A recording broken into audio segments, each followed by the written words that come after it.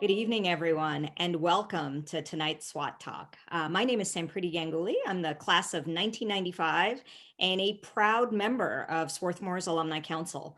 It is my great pleasure to serve as your moderator for tonight's SWAT Talk and be in conversation with Morgan Simon, our esteemed speaker for tonight. And in a moment, I will turn the floor over to Morgan to share her transformation journey from SWATI to a trailblazer in the impact investing community.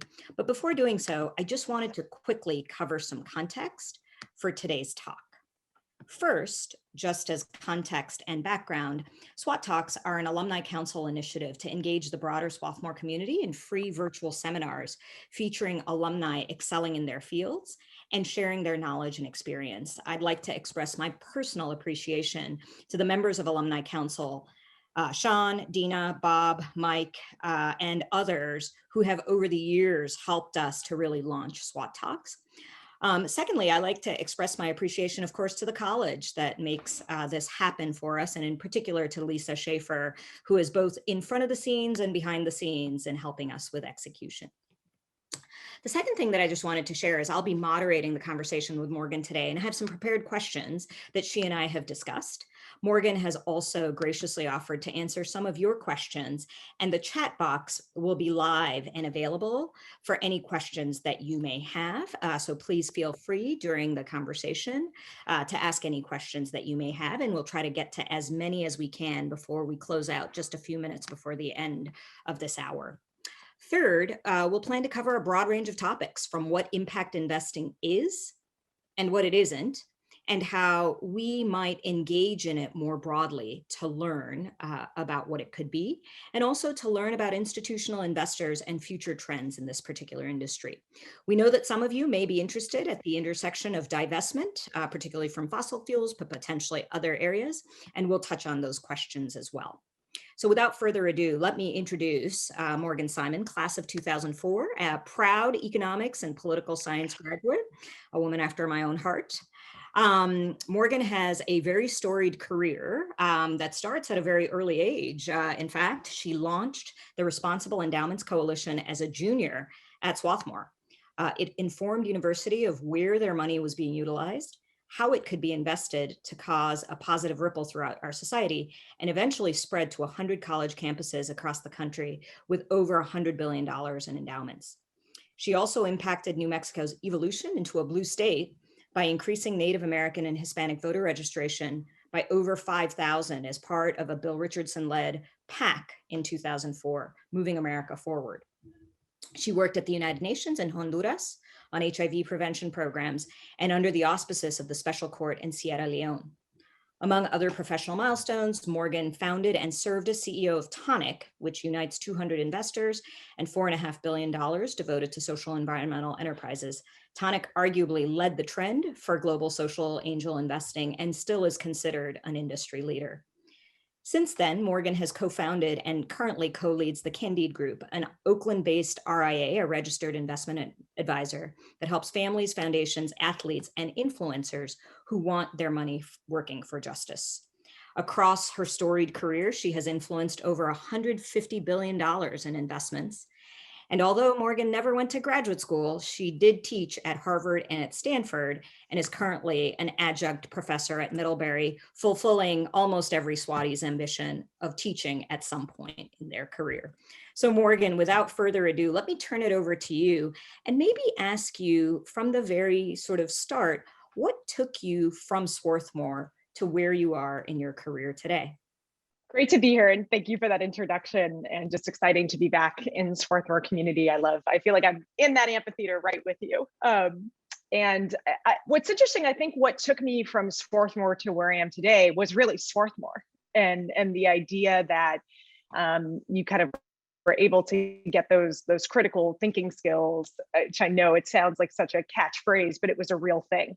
And I think is really how I was able to become a finance professional without formal finance training, without getting an MBA, but just of really feeling comfortable diving in and learning that learning how to learn piece was so critical to my career. And then the other piece has just been, I would say, for people who care about social change, the idea of positionality, of where do we each sit in terms of our individual skill sets and access points and relationships, and what are we able to influence.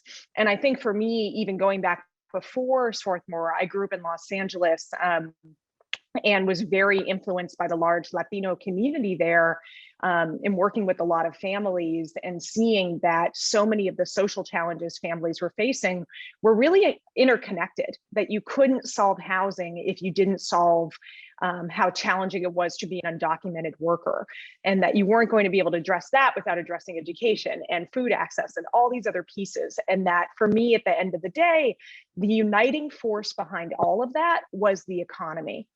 And that if we didn't find a way to take on the economy really comprehensively, we weren't going to make enough progress. And I think over time, I've kind of expanded that view, that it's really, politics, the economy, culture, and media as kind of four pillars of social change. And that's part of why, my main work is as an investor, right? With Candide Group, we've done over 135 million into 90 companies and funds, all doing social change work. So whether that's utility scale solar for the Navajo Nation, or a co-op of formerly incarcerated Black women in Chicago doing healthy food provision for schools, we're able to do these for-profit investments that still have the social and environmental context. But I also really try to put a lot of effort into the idea of changing the culture of money.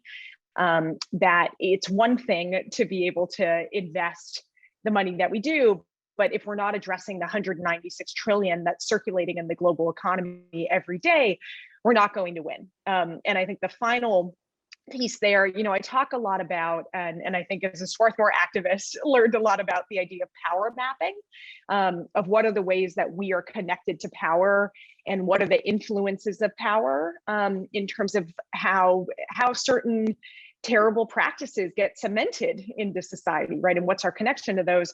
And it was really at Swarthmore that I started to kind of adopt this term of being an accidental billionaire, that all of us, and I can really say all of us, right, in terms of knowing this is mostly SWAT grads who are on the phone, we're all connected to $1 billion one way or another. That you are an alum of a massive institution, that you might be a teacher that's part of a pension fund, you might bank at a mainstream bank that has trillions of dollars. And the more that we're able to harness the collective power of that, the more that we can do. And I think that's where my career has really been about, how to make that process as approachable as possible. And I think gives us the opportunity to really balance being lovers and fighters. That I think we often think of activists as being, fighting against what's out there. But the loving side is that we get to invest in the changes that we want to see. And that's something that just gives me a tremendous amount of joy. So Morgan, I love that you talk about the critical thinking skills that you learned at Swarthmore. Was there a professor, a class, a paper that you feel like was your sort of proverbial aha moment? Is there something that really sort of stirred you while you were here? I'm curious to know about that as well. Well, I'd love to see some applause in the chats for anyone else who did the Ken Sharp Latin American politics seminar, or just got to experience Ken Sharp's teaching in any shape or form. But that was the classic SWATy 7 till midnight, write a paper every week. And I really fought my butt off. I was a sophomore, and I remember this as I'm speaking, that he was like, I never let sophomores into the class. I'm like, well, you're gonna let me in. And I think as I was going abroad the next year for the spring, and I would have missed it. And basically, I remember the first paper when I had an original thought. I know it sounds like a funny thing to say, but it made me realize that most of my papers had been summarizing what other people were talking about. And I think that one of the things in the context of the modern media environment, of how hard it is sometimes to really form your own opinion. And it's great that we're so, have access to so much information. But it really matters in the context of, as social change agents and as impact investors. And I will say that, anyone who has $5 in the bank, you can be an impact investor, right? Like, your money has an impact, whether you like it or not. And the minute that we start to think about intentionality of impact, that means that we have to form an opinion about what is the world that we want to live in, right? And either you're kind of letting the bank decide that for you, or you start to decide that for yourself. So I think that that comes into a lot of questions, whether it's about should one invest in fossil fuels or not? How do we think about things like private prisons, right? Like what's the type of world that we want to live in and how are we going to get there? So, building off of that, Morgan, tell us a little bit about the Responsible Endowment Coalition you started while you were at Swarthmore. What did you learn from that as a student? And how have your views been maybe reinforced through that process? And how have they evolved over time? Sure. So the origin story of the Responsible Endowments Coalition, which started off as students from 5 different universities, we met at a conference and realized that basically that there were more folks out there who wanted these tools of how to use the endowment for social change. And my introduction to it was actually freshman spring, that I had been looking for, kind of already turned on to this question of how do you influence the economy, and had discovered the school's Committee on Socially Responsible Investing. And the kind of cheeky thing that I did was seeing that the school had been voting on shareholder resolutions, which is basically these elections that companies have every year for their corporate boards, and saying, should we change our practices and how we treat our workers and the environment? Like it's a good opportunity for shareholders to get to say what they want a company to do. Shareholders have to put forward these proposals, and Swarthmore had never done one. And I was just like, well, why not? Like, let's give it a try. And to his credit, Paul Waslanian, who was VP of Finance at the time, and we still have a great friendship to this day, was incredibly supportive and said, exactly, why not? And we filed a shareholder resolution at Lockheed Martin. And it was asking the company to start giving domestic partner benefits, and put sexual orientation in their non-discrimination clause, which at the time was considered very revolutionary, right? Because this was quite some time back. And basically, we flew together to San Diego to speak to the company, and a couple months later, front page Wall Street Journal, that they were announcing that they were going to start giving domestic partner benefits, and we wound up writing 2 other Fortune 100 companies, including FedEx, saying, hey, we've noticed that you haven't done this either. And we want you to make this change. And they all wrote back, surprisingly, saying yes. And that's when we really, at least for myself, realized like this stuff had power, that this didn't need to be something where you had to be wealthy to be able to make change, where you had to have some like particular experience, but that you just had to know enough to be dangerous, and that we could teach other people enough to be dangerous. So I think one of the ways that finance thrives in holding us all captive, it's kind of like, what's that movie, Usual Suspects, right? Where like the first rule of Kaiser Soze is that no one's supposed to know he exists, right? That you like hide behind this cloak. And I think there's often this feeling of like finance is so mysterious, right? Of we're never going to be able to make change. And I think the more that, even as at that point, we were 19-year-olds saying, you know what, you don't get to hide this from us. We can figure this out. We're connected to this $1 billion endowment, and we want to make change with it. And there were, over time, thousands of students across the country saying the exact same thing, whether it was divesting from fossil fuels and moving money into more community investments and green investments, whether it was addressing more shareholder proposals or investing in community banks, but just saying this is something that's accessible and doable. I think we have the ability to do that at an institutional level, and then to do that at a personal level. And I would say with the Responsible Endowments Coalition, what I'm most proud of, and that organization had a 15-year run, and just recently had what we called an intentional sunset, and shared a lot of the lessons learned from that.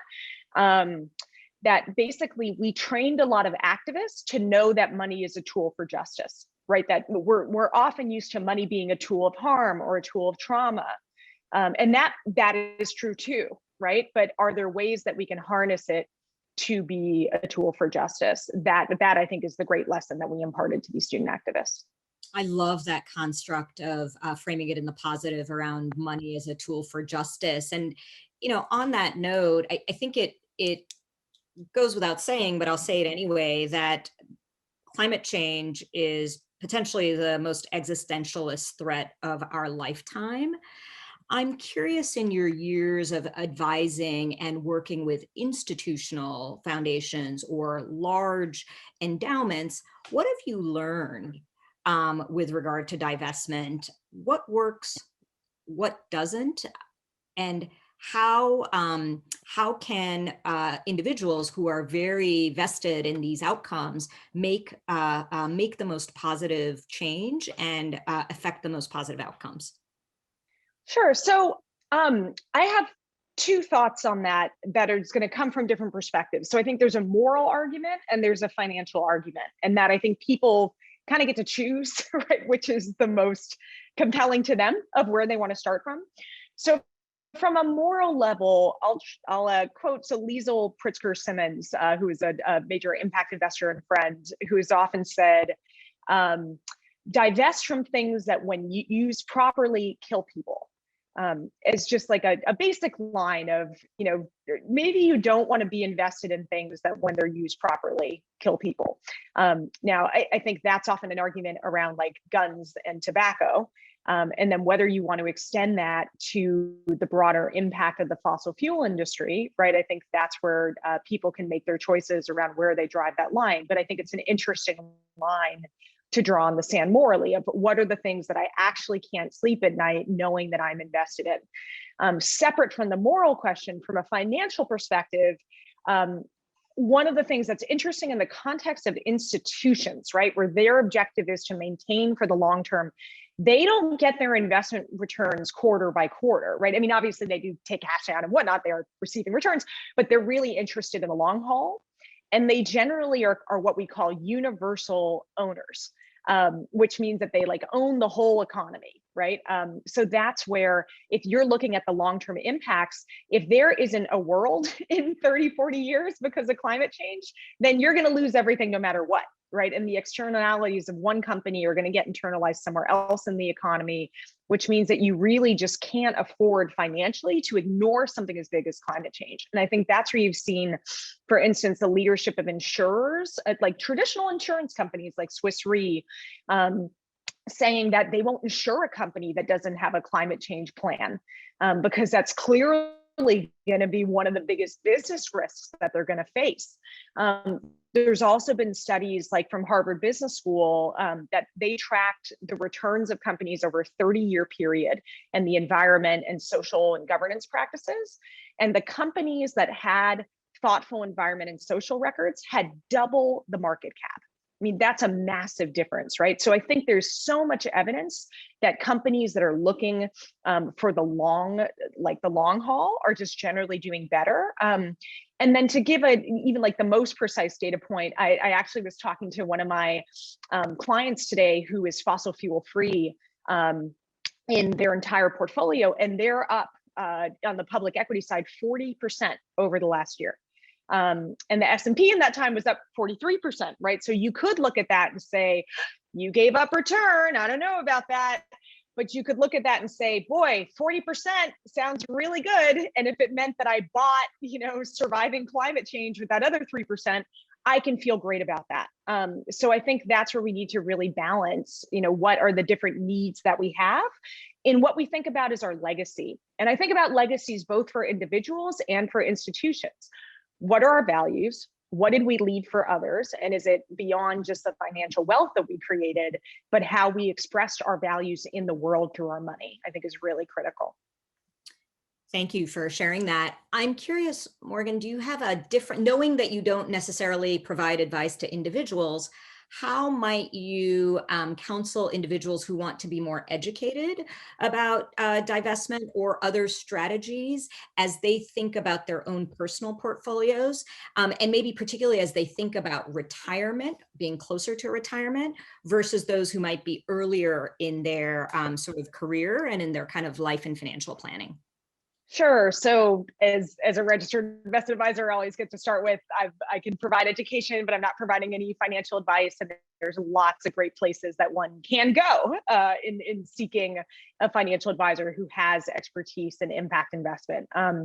So I think about I think about this from an asset class perspective in terms of what's easiest and accessible. So first, cash is king or queen.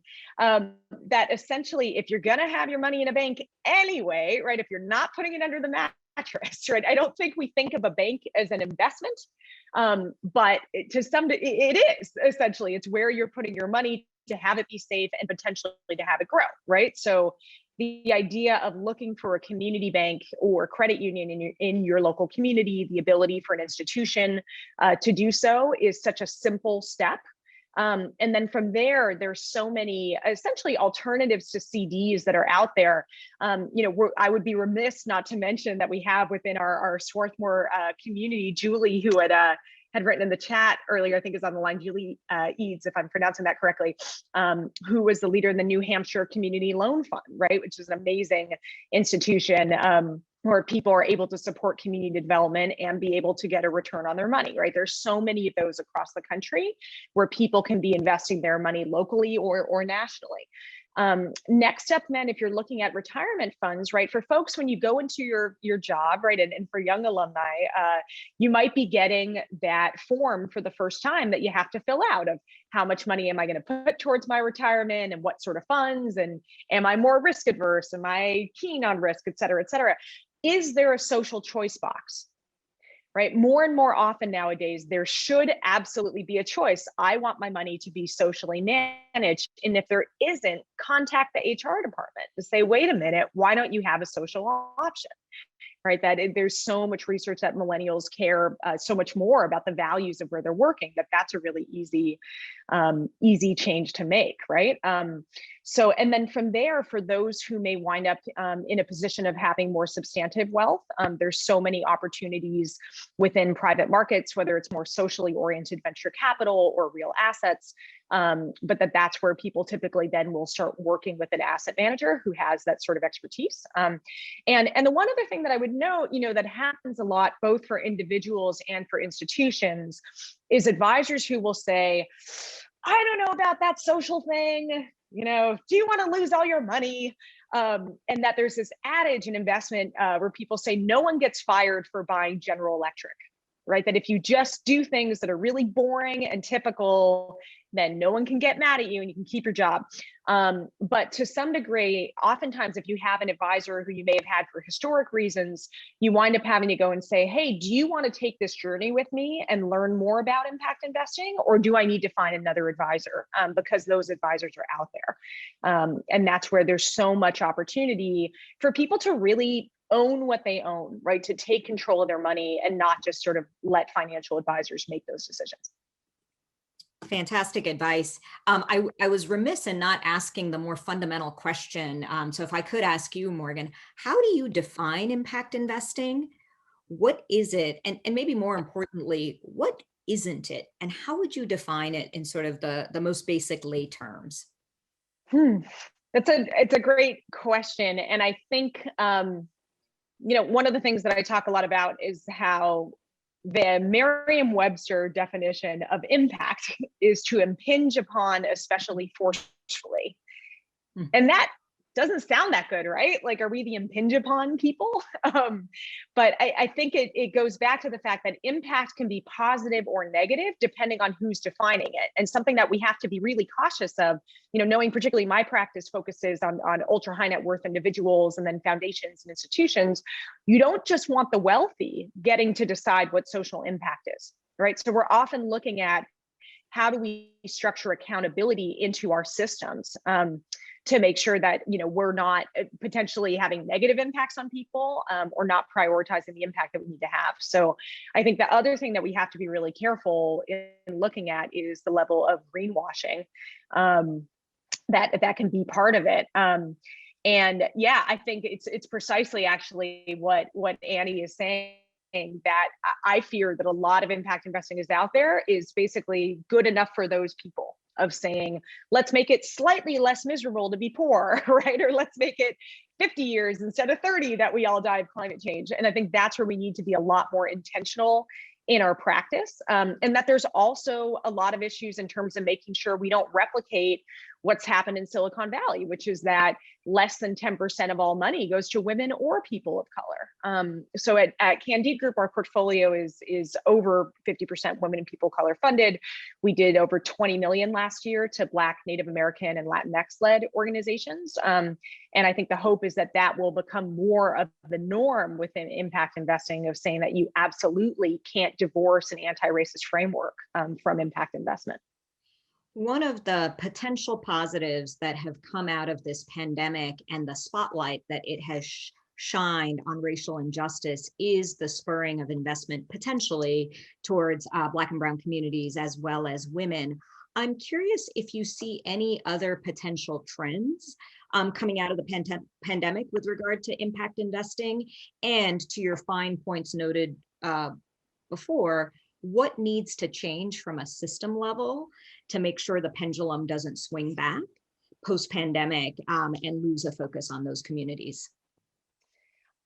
I am intrigued that major financial institutions have been making large-scale commitments to doing more for communities of color. I would go back to, for those to actually be effective, means having to have direct relationship and accountability in that process. So I do feel like the jury is a bit out there, but I think what we're starting to normalize more is the asking of questions. That I really think for most of us, when you put your money in the bank, you might picture this kind of James Bond vault in the back, right? That it's just sort of sitting there day and night, and we forget the fact that it's being loaned out to other businesses in the economy, right? Or when you put your money in a mutual fund, like, there are people on the other end of that that are impacted. And the more that we're able to make that visible, that I think is a trend that can stick, if that makes sense. And I think the way that that gets tied up to so many questions of social inequity and so many ways that tended to be absolutely correlated towards race in the US, and stats around incredible discrepancies in terms of assets and income and otherwise, right? That all kind of goes together. So Morgan, I'm going to turn over in a moment to the wonderful questions, and I invite those of you on the call to continue to ask questions, and I'll lift them up for Morgan. But before I do, before we close out, as you speak, I sense your passion and your energy. I also, as someone who has worked in the field of finance and investments, it is a male-dominated field and has been for a very long time. It's also dominated by people who have MBAs. At least that has been my observation. And I'm curious, along the sort of 20 years, are there any lessons you've learned, any war wounds you bring, or anything that you might be willing to share about what it's like to be a woman in this field, and guidance that you might have for maybe some younger alumni on the call who are choosing a career in finance and wondering whether it's somewhere where they can stay long-term as well?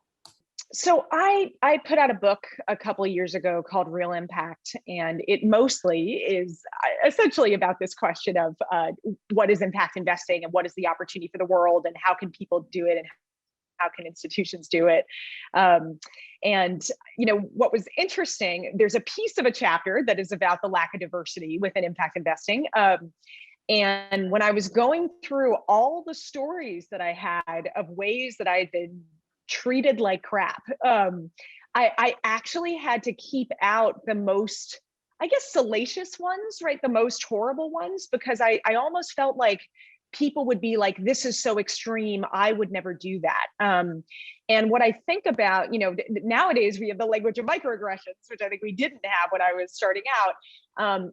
I think my lessons are honestly less for the women and more for male identified folks who are moving into finance, of what are some of the things that you might unwittingly do, right? Because I think that's, ultimately, I wanted to make sure to include examples that were really relatable in terms of, oh, I could imagine making that mistake, right?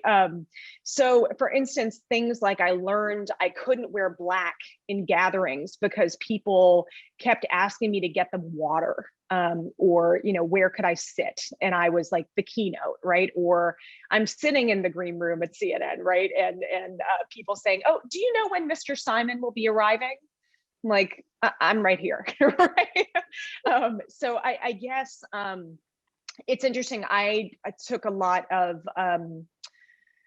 advice, I guess, and sort of consoling from another Swarthmore alum, Mark Hannis. That's also '04. He was the founder of the Genocide Intervention Network, and we had a similar experience of him. He looks 12 years old to this day, and if he's on, he won't mind my saying that.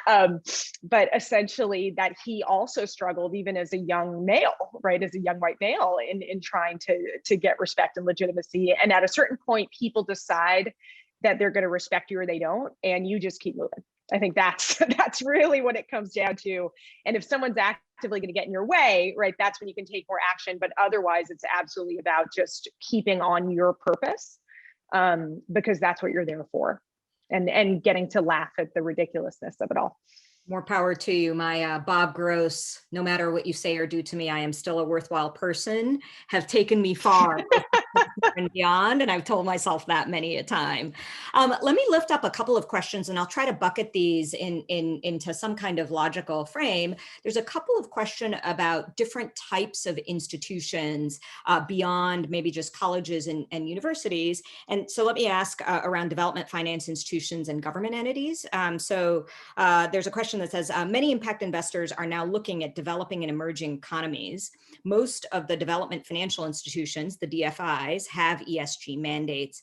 What has the track record been in terms of social change and financial returns for these institutions?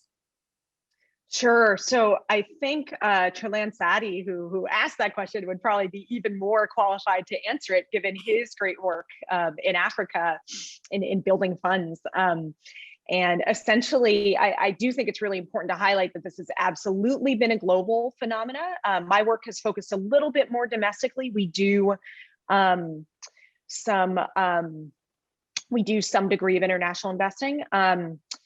But I would say that in general, we're seeing that exact same trend in terms of people being able to get great social and environmental outcomes and financial return.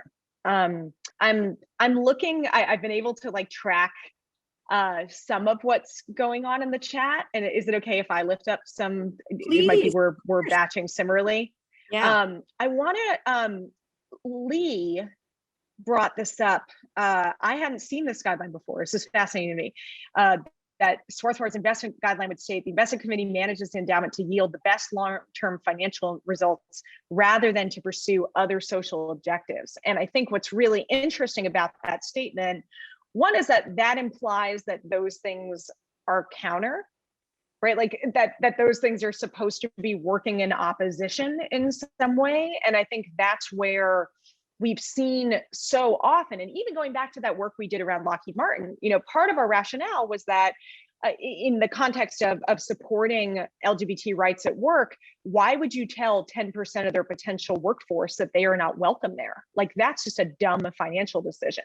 And I get that there are definitely a number of issues where you could say, well, it's not necessarily completely a financial issue, but it is just something that's morally reprehensible. But I do find that those conversations tend to line up pretty similarly. I think you do see that with fossil fuels. You certainly see that with private prisons.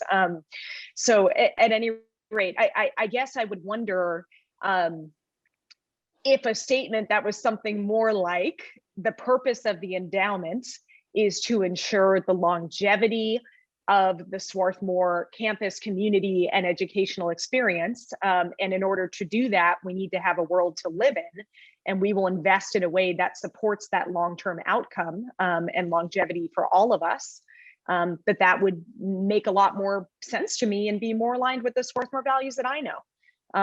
But I think I totally, I haven't honestly personally followed a ton of what's happened at the school in the last 20 years since I've been there, and would love to learn more. But I'm just really happy to hear that there's still a thriving movement of people who care, because we are all connected to the outcomes of that $1 billion+, right? And that I think that the school, knowing, for instance, that they've made really strong commitments on the environment side generally, why wouldn't the endowment be part of that? If that's essentially one of the largest ways that I can't imagine an environmental footprint assessment that wouldn't include the climate impacts of the endowment. Let me thank you for sharing that perspective. Let me ask a slightly different, maybe a slightly controversial question, and that's from Stacy, which is that Charles Koch and presumably his brother David also believes that he uses his money and those of his collaborators as a tool for justice. What would you say to him in response if you had an opportunity to speak with him in private, one-on-one? I I think I would probably try to have it be a public conversation versus private. Um, I think this goes back to who is getting to define justice. And to some degree, if he's saying that he wants justice for those who are currently not experiencing justice in American society, then let them take control of the money and take control of the decisions. And this is not a totally pie in the sky thing. One of the families that we worked with, that we work with, a Pritzker family member out in California, started an organization called the Katali Foundation, which has over 400 million in assets, that is very intentionally, essentially giving up a lot of the decision-making control to grassroots activists to get to decide what they think is most urgent. And that, to her credit, Regan Pritzker and her husband Chris have very much said, we should not be the ones to make the decisions. So I think what I would try to talk to Charles Koch about is who should be making that call, and why are you getting to decide what justice looks like? Are you willing to give up that control if you're saying that you really do care about justice? Thanks for sharing that. Let me lift up Amy's question. So Amy asked, I was recently elected treasurer of my state's medical society, ran a campaign to explore socially conscious investing of our $850,000 investment portfolio. Some of the resistance I'm getting from people is from people saying that's too small to have an impact. How should I respond to that? So I think in general, it's that all of us collectively are the most wealthy thing out there, right? And that to some degree, if we don't start acting like owners, wealthy people have no problem acting like that, right? Or wealthy institutions, right? So I think the more to which we say, well, yes, it's us and everybody else, and why should we give up that control? That ultimately it is individual people's retirement funds, right, that own the majority of the market. And one of the things, I've done a lot of activism in the last couple of years around the private prison industry. And one of the things that is kind of incredulous to me, the two largest owners are BlackRock and Vanguard. And people may know that BlackRock has made a lot of public statements around their environmental footprint and how they're looking at, can corporations be more of a force for good? How do we address shareholder privacy? All these different pieces. And yet what they're able to say is, well, it's just the indexes, that it's not that we're intentionally owning this stuff, but if you're invested in a mutual fund and we run a lot of those mutual funds, then that means that your money is going to wind up in something like that, whether or not you actually made that choice, right? And I think that that is really fascinating, because it's all of us who have our money sitting in those pension funds, right? If you work somewhere like Google, I believe that they have a Vanguard pension fund, right? So I think it's an interesting question in saying, if all of us basically claim that we're too small, then collectively we wind up being the majority owners of stuff that we're really opposed to, and then being like, wait, how did we get here, right? So I think the more that we tackle that, and then I think the other is using it to change the culture, right? So it's one thing to do something quietly. It's another that if you're, in that context, I don't know if that's a membership organization, but certainly it sounds like there's a group of people around it, right? Is it something where that medical society, okay, so likely you're working with some doctors, right? That they are going to have assets that they're investing. Could you take that investment portfolio, invest it for impact, and make those investments public? Right? So then people get to see like what's an example of an aligned portfolio that might drive millions of dollars from your members into impact, right? So I think that's where we all need to kind of do what we can, right? So I think that the final thing that I'll say, having been a lifelong activist, I think we're often expecting activism to be something where you got to devote your entire life to it and it's going to be hard and miserable and whatnot. But often it's, if we all just did the little thing, we could get the whole thing done. Does that make sense? And that it doesn't have to really take over your life, right? But that we can all contribute in the small piece that we do in fact touch. Absolutely. Let me ask another difficult question. This one is from Bruce. Reparations for slavery and for Native Americans, how can you allocate investments to redress that?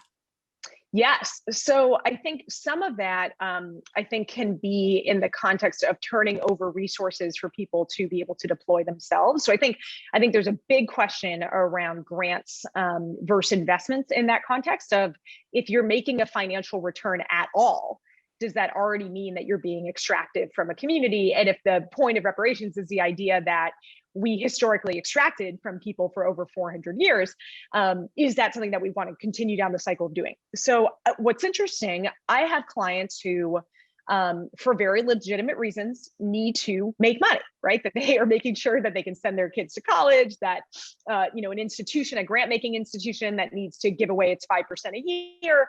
And in those circumstances, we've been able to beat the Cambridge benchmarks, right? And get, very traditional returns. I have another client who has very explicitly said, I'm happy to lose 20% of my money. That would actually, I feel like at least that amount of it was ill-gotten and I don't deserve it, and I'd like to divest myself from it. Let me take on extra risk and really support communities in a much broader way. There are others who say, if none of this came back, or if this started an endowment that was under the management of others, that would be a way to do it too. So I think one of the things that I think is important to potentially divorce is this question of who gets the return of a financial investment, and that definitely has the potential to have extraction, versus the simple idea of investing being a renewable resource. And this is something else I talk a lot about in the book, of like how activists who sometimes don't really want to touch money can find that rather than having to go back for a donation every year, right? The idea that you can have revenue generating enterprises in an ethical way that then create the ability for a community to self-regenerate, right? But just needs to replace some of those historically stolen resources to start, becomes a really powerful tool. So I think that's where we get to be pretty creative in terms of how we're allocating capital, how we use grant capital to be able to move investments in. So I think it goes back to, there's so many different starting places. It just kind of depends what's the piece of social change that you want to impact and what are the resources that are at your disposal. Great. Let me lift up Sean's question, if I may, which has to do with sort of recent policy changes. So President Biden recently put out an executive order prompting a revision of ESG mandates from the Securities and Exchange Commission. Given that industrial policy has now got some traction again in US politics, what would you like to see for ESG, and what role do you think institutional investors can play in that shift? So I don't know enough about that specific executive order.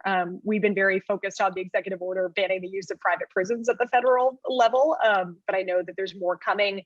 There's more coming in the context of CRA reform, which is really important from an impact investment perspective, opportunity zone reform as well, and the way that those have sometimes been perverted for financial gain without community benefit.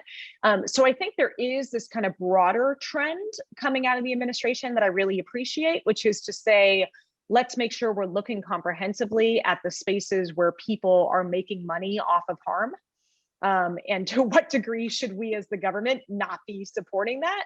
And what are the other spaces? So for instance, potentially reviving the SBIC, Impact SBIC program at the SBA, right, to give some preferential access to capital for funds that are doing impactful work, that can have a massive outcome. Some of the USAID guarantee programs globally. So I think the big shift that we could potentially have, and let's make it the next 8 years, why not, is just the idea of having government be more of a partner in terms of being able to prioritize these sorts of pieces. I mean, one of the things that my biggest policy fantasy currently is that, there's something called program related investments, which is an IRS designation. If you're going to do a social investment as a foundation or a charitable institution, you got to go get a letter from a lawyer and certifying that you did it for social purposes. I actually think it should be the opposite, that if you are a mission-based institution that's getting a tax break, right, through your nonprofit status, you actually should have to justify proactively if you're doing an investment against your mission, right? If you're an organization that says you support the environment, why should you be, and you get, your tax deduction because of that, why should you be allowed to invest in fossil fuels, right? So I think it's an interesting question of how do you leverage policy environments to make sure that impact investments are used properly. So Morgan, let me ask. I'm not keeping up on the questions, y'all. No, that's okay. I'm looking at those that. for you. Your answers are spurring lots of great questions. What organizations help organize shareholder activists in participation in proxy voting? Keeping track of shareholders meeting for even a small portfolio is a lot of work. Any guidance or counsel on that? So yes, there's, I guess, two places I would point people. So As You Sow is one, and I can, I think I've been putting chats in just to the panelists as opposed to everybody, and I apologize for that. As You Sow does a lot of great work in leading shareholder resolutions. Another one is ICCR, the Interfaith Center on Corporate Responsibility. And then the other is just knowing that if you're invested through a socially responsible manager, you can use proxy guidelines to make sure they're just automatically kind of voting down progressive guidelines. And you can always set those guidelines in a more custom way, depending on what you're interested in, or if you see particular resolutions where you would want to vote differently than the guideline. But that is something to be able to ask your financial manager about, or to simply, if you're in a mutual fund, be able to ask, what is the voting standard that you're using? And one of the things that's really critical, if you don't vote your proxies, it's marked as a vote for management. You have to actually mark abstain to make sure that your vote is not counted. So at the very least, if you wanted to kind of just have a do no harm principle, if you're not sure, if you don't have time to research the issue, at least put abstain, right? So that you're not defaulting to the management position. Fantastic. Let me ask Lori's question, which is a little bit related. How does an individual go about finding a financial advisor who has expertise in impact investing? They are out there, but how does one find them? They're out there, and there is a network of them called First Affirmative. Is that? I just want to make sure that that's, yeah.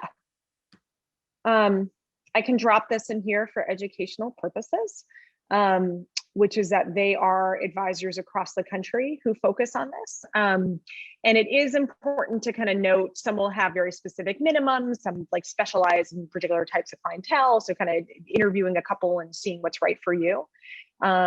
And then the other that you can always do, and what I personally wound up doing was, I had a manager at a kind of traditional institution and basically said, I need to be 100% impact or I'm going to leave.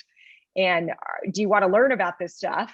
And if so, great. And I didn't even obviously I could have provided some education or guidance, but I didn't. I basically was just like, hey, go see what you find and come back and tell me, and actually wound up being really impressed, right? So I think one thing to just know about financial institutions is that you are the boss because it's your money, right? So if you go and say, hey, here's what I need to be a happy client, their job is to do that. And sometimes you'll find people within institutions that they love having clients who ask, right? Because then that gives them permission to push back on their bosses or whatnot, to say, hey, clients are demanding this. We need to do more of this. So I think it's great to do both, whether pressuring a traditional or kindly asking a traditional advisor or moving to a more impact-oriented one. Wonderful. Let me, we've probably got time for 2 more questions, knowing that we're going to have to close out at the top of the hour. And as I wait for a couple of final ones, Morgan, I'm going to switch gears a little bit. One of the things I was remiss in mentioning was your love of dance. And my understanding is there's some dance videos on your website. Tell us a little bit about your sort of passion for dance and how it is expressing itself for you today. So I guess with that, I'll go ahead and drop my social media handles. And it's a good warning that particularly my Instagram is a lot of dance. Let me adjust this. So I've been a dancer all my life, and was very active at Swarthmore and beyond. And I think a couple things. One is that I think dance is just such a beautiful global community, and it's such an amazing way to get to connect with so many different people and to build trust really quickly. And that's something as an investor, in getting to know different environments and communities, I just find is such an important thing. So I often find that being connected with artistic communities and the way that kind of helps provide access to community knowledge is something that's been really powerful for me. And then I think the other is that good social change work is creative fundamentally. And the idea that you need to be comfortable with the notion of let me start from stillness and create something completely different, I think is just a really strong value. And then the final piece is that, I've in recent years been focusing a little bit more on the media side. So I guess the other link I should drop, I'm a senior contributor to Forbes, and in general, kind of telling more stories in media about this intersection of money and social justice. And the other kind of fun fact is that my father is a rock star, that he has played with Sha Na Na for 52 years now. If folks are the younger alumni on the phone will not know who they are, but they played at Woodstock. They had a TV show like 79, 83. And I think there's a piece that I really learned powerfully from my dad about entertainment, and just the fundamental idea that people like to be entertained and the extent to which that can be part of our social change work. If you can do work with joy is attractive to people, right? And that, you want them to be part of your party. So I think of that too as dance being something that's fundamentally joy making, and trying to bring that to my work. Yeah, it's amazing because narrative change and expression is such a critical change of movement building and social change. At least from where I sit with philanthropic donors, it's also one of the most underfunded areas. So really appreciate you lifting this up more holistically, because it's such a critical dimension of social change. Let me ask maybe Lloyd's question just as a closeout for us. And the question is, there's an international movement to create a new currency to acquire the investment funds needed to meet UN SDGs on time. Current talk is to create a cryptocurrency for secure investments. Is that a credible set of ideas? Is it credible? I think probably yes. Is it necessary? I don't know. And I think that what I would say, this came up earlier today. I was I was kind of judging pitches for the Stanford Graduate School of Business, their impact investment class. And one of the funds wanted to take on the fact that less than 3% of venture capital goes to women, and that therefore their fund was going to invest in women, right? And I kind of questioned them on that will bring some money to women, but what is actually happening that 97% of investment dollars are avoiding the women, right? So in that same way of why is it that capital is not working towards the sustainable development goals, or in general not working towards social purpose? And that to me is a question of will more than anything. It's a question of culture, it's a question of tradition. And I think that crypto has done amazing work in changing the culture of money in some ways.